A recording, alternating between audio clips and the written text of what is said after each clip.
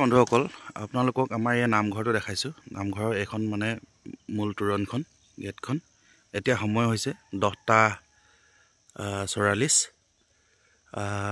10:44 হৈছে নাই জানো মই আনুমানিক ক'লোঁ। তো বৰ্তমান যোৱাকালি শিলাবৃষ্টি হৈছিলে। এতিয়া বৰ্তমান 12 ঘণ্টা পাৰ হৈ গৈছে। আমাৰ সন্ধিয়া 5মান বজাতে শিলাবৃষ্টি হৈছিল আৰু যোৱাকালি শিলাবৃষ্টি হোৱাৰ ফলত আমাৰ নামঘৰত যথেষ্ট বৰফ জমা হৈ গৈছিল। এতিয়া 10:44 হৈছে। এতিয়াও ইয়া চাওক শিলৰ চপৰা এতিয়াও আছে। ইয়া বৰ্তমান নামঘৰত আছোঁ মই, আমাৰ নামঘৰত নৱমূৰা নামঘৰত আছোঁ। ইমান ডাঙৰ শিলাবৃষ্টি হোৱাৰ ফলত আজিলৈকে ইয়াত বৰফ আছে। চাওক এয়া শিল দেখিছেনে? ইমান ডাঙৰ শিলৰ চপৰা মানে বৰফৰ চপৰা আৰু।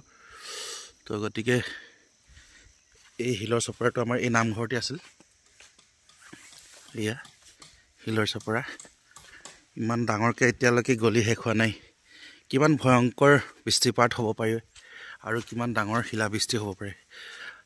এতিয়া মাৰ্বলৰ সমান হৈ আছে।